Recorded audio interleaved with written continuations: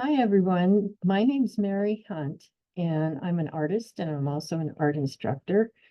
And I'm coming to you from the West Nebraska Art Center in Scottsbluff. Some of you may have been here. Today, we are going to do a project that involves Frida Kahlo. And if you're not familiar with her, she was a Mexican artist and probably one of the first female artists that became famous for what she did.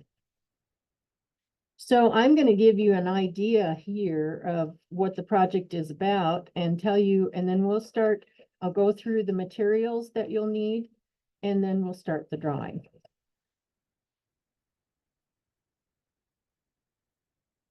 So here we go this is the project, basically the project.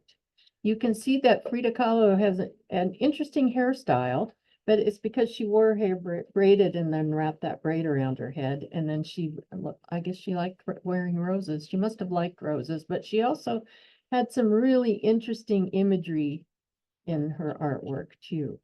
We are not going to add all of that today, but if you want to later, you sure can.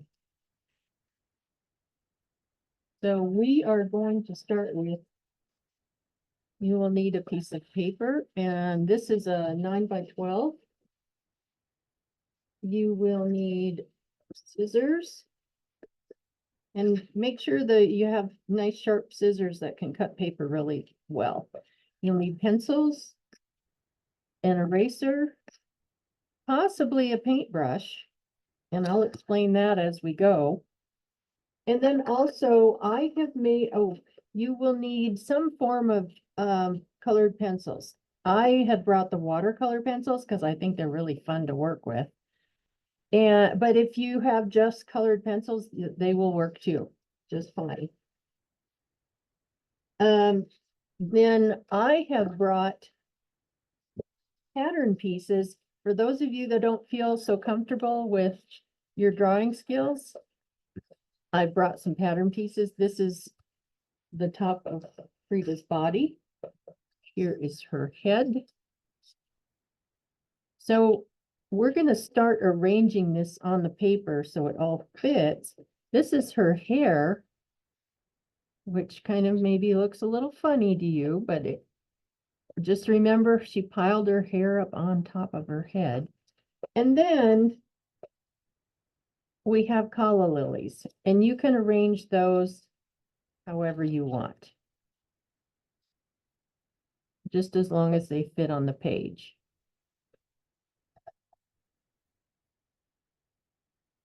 And the reason I chose calla lilies is because Frida was married to another artist named Diego Rivera. And he did a lot. He was a famous artist also. He was famous before she was. He did a lot of murals in Mexico, and he did a lot of paintings of more common people. In Europe, a lot of the paintings that you see in museums are of the aristocracy or the royalty.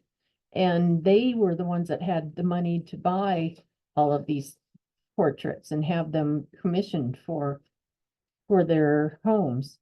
But Diego Rivera wanted to paint more of the common people, something like this.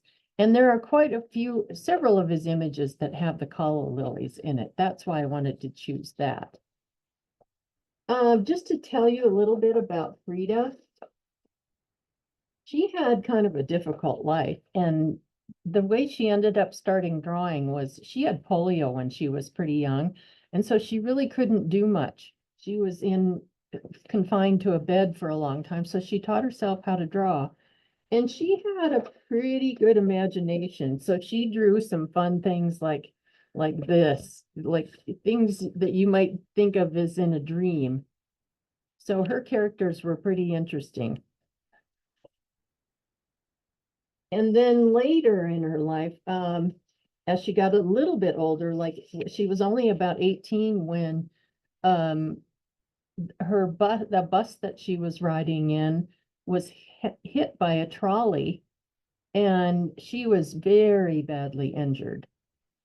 And so she spent more time in the hospital. So she also, from then on, she dealt with a lot of pain in her life. So in order to overcome all that pain, she really focused on her art. So that's something to keep in mind. She was pretty inspirational in that way. And that's, I think, one of the reasons she became such a famous artist, because she was so inspirational to other artists after living through all that pain. So as we start our drawing, we've kind of got it laid out here.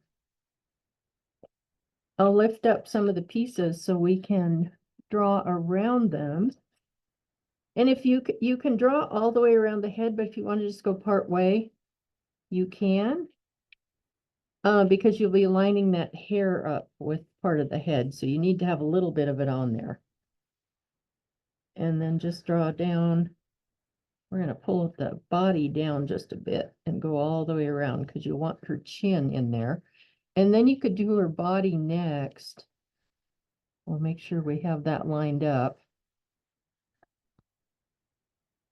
And just draw that.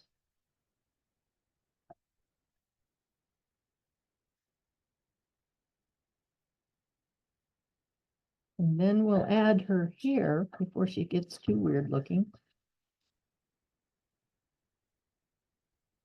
And there we go. Whoops. Just trace around that. So the drawing part goes pretty quick for that part, if you use the patterns. Now, you do not have to use the patterns unless you want to. If you'd like to just draw this freehand on your own, that is perfectly okay. So we'll get these, arrange these Kahlo lilies again. Pull that out. This, by pulling the different pieces out, we can kind of avoid erasing a lot. So we'll just draw that. And then be sure you go down to the bottom and draw that part on. And then we'll just bring that stem right off the page.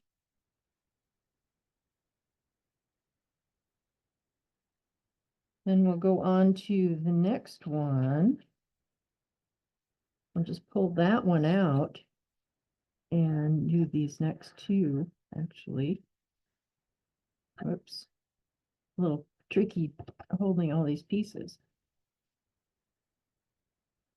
Once again, if you would like to just draw these freehand, or if you want to have her holding some other kind of flower, it's okay. Make it your own drawing, however you like it.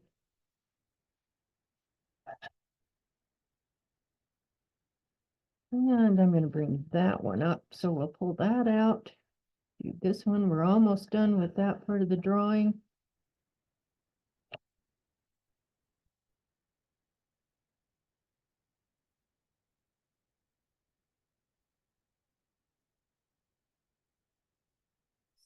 Looks like that one we've got almost done. We'll put this one in here before we do that. Draw the top line there. And this bottom line, and then pull that one out. And draw the rest of this one. This is the last one.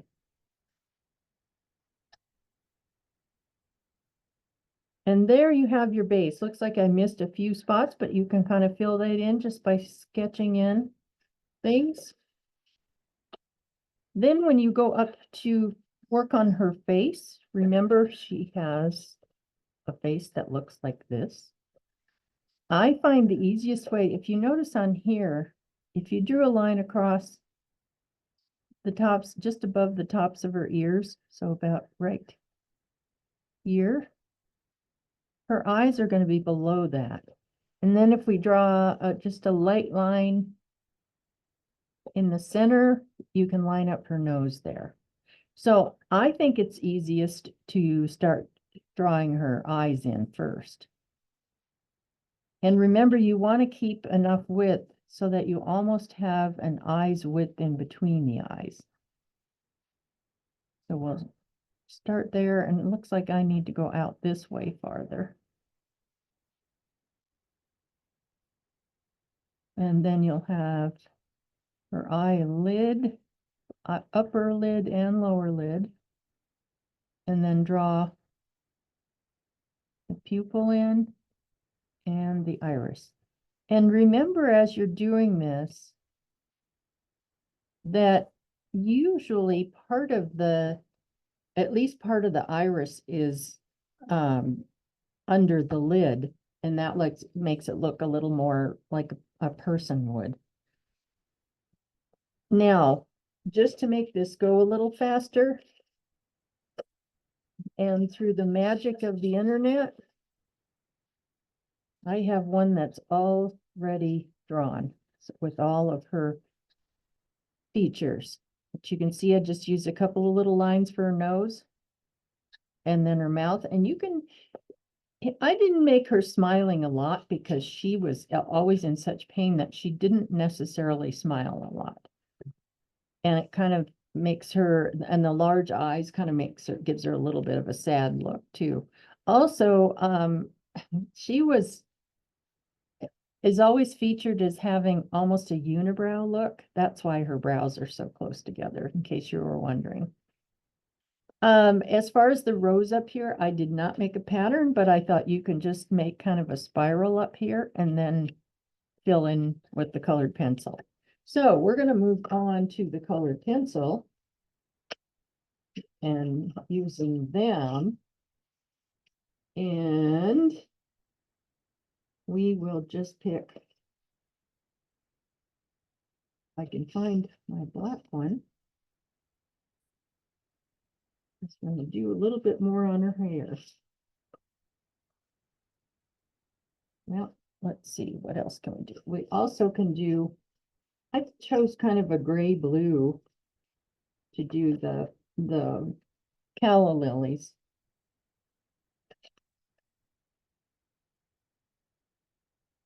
And with her hair, it just, oh, that's not purple. That looks like purple instead of black. Although purple in there, a little bit of purple, and I think this is a little bit of bluish color. In black hair, there's a lot of times you see other tones in there in the highlight. So I think I'm going to leave that in there.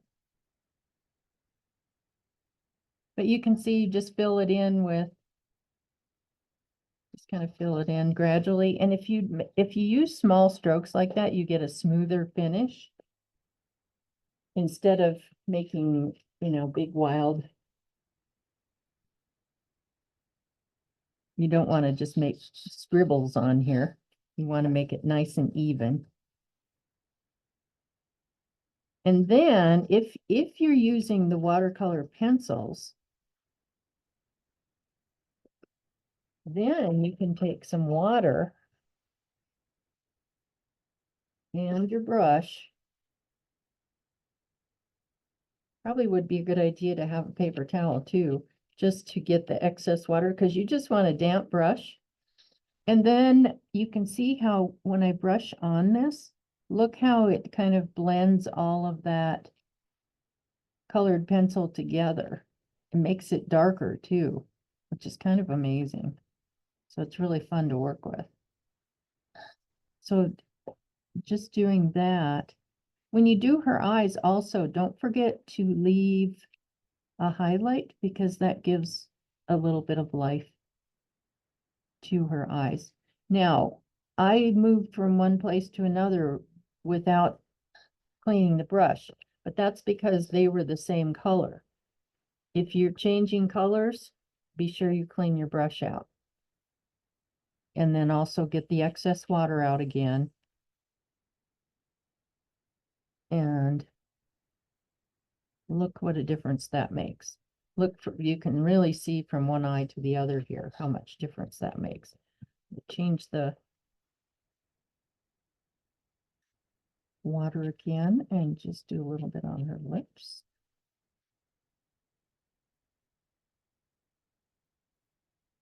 But it really brightens that color up a lot.